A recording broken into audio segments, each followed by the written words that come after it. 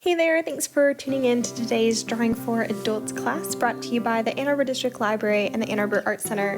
Today we're going to be drawing, I'm going to be drawing a raccoon. You can draw whatever animal you want, but we're going to be drawing with pencil.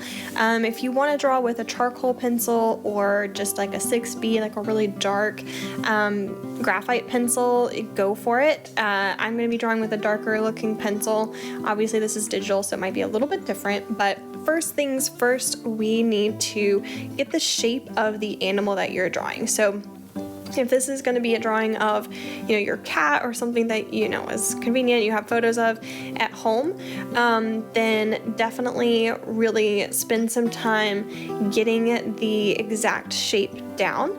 That part is going to be crucial because especially if you're drawing, a pet or something, because you want your pet to look like your actual pet, not just a generic pet. Now, I do not have a pet raccoon, so this is not my pet.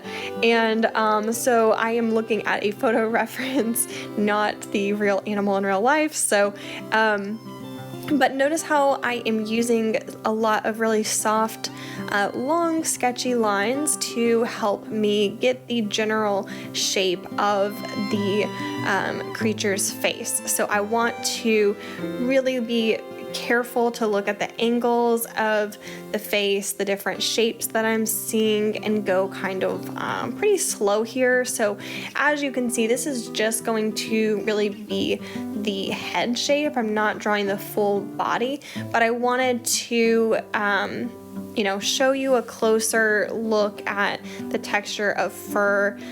Here's his little whiskers. You can see I'm actually outlining around the whiskers because the whiskers are white.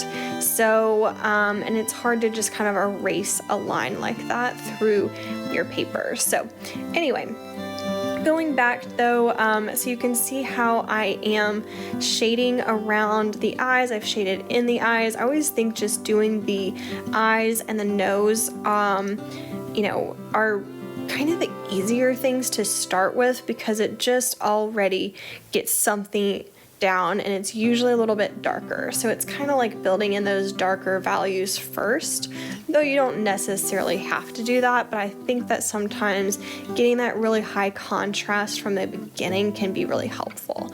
So some of the really dark area, it's hard to tell, but here I think with these ears, you can see it a little bit more clearly how I'm going in with individual little lines. It's really hard. I actually drew this a lot smaller and then ended up cropping the video to basically be a little bit larger. But I think in doing so, it also made it a little bit blurry, but you can still see each individual line pretty well. It's kind of choppy, but think of it almost like when you make a check mark and how you kind of pull up at the very end of that check mark, right? You kind of lift it and so it's kind of wispy. It's the same way I teach. If you've listened to my classes on drawing eyes, it's the same way that I teach how to draw eyelashes. So you want these really wispy little marks and you're just going to keep repeating those over and over again.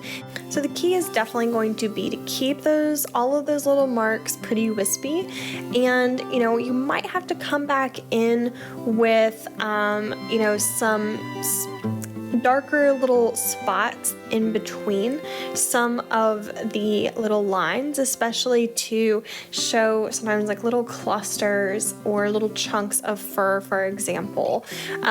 Just kind of depends on the animal, but sometimes if you have just a bunch of little lines, it just ends up all kind of looking very the same, like consistent, and you need some places where there's extra added little shadows. You can kind of see how I did that around the ears, in fact.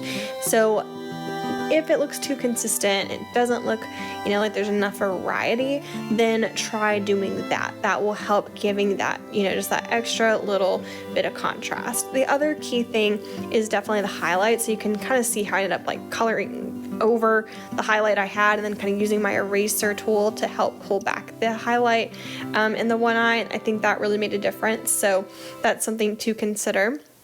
Now, if you are able to see this, the bottom part here of the raccoon, you are probably seeing a bit of a difference in the texture, because lovely a story here real quick. My Apple Pencil that I'm using for some reason is no longer, at this point in the video here, is no longer working. So I have to go to the Apple store because I'm not sure what's happening there. But anyway, so what you're seeing me do right now in that neck area is all with my fingers. So anyway, not that great, but that is part of the reason I had to crop it, is because, and zoom in primarily on the face, I'm also not going to be able to erase that line kind of going around the edges of the raccoon. That would be really difficult to do with my fingers, so I apologize for that. This is a little bit of an unfinished quality here at the end, but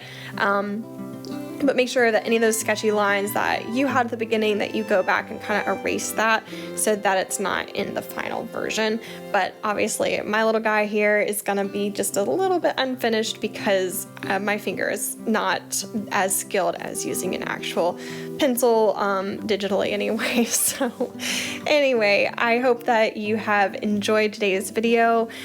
Try out different animals, you know, maybe draw your pet, but maybe start with something that you're not quite as attached to, just to get you started with drawing an animal and drawing the texture of fur. It is something that can be a little bit intimidating, so it's good to try it out on maybe something that's not so personal, such as you know, and precious to you, such as your own pet, but maybe try something like a raccoon, for example. So anyway, I hope you've enjoyed drawing today with me. I appreciate you tuning in.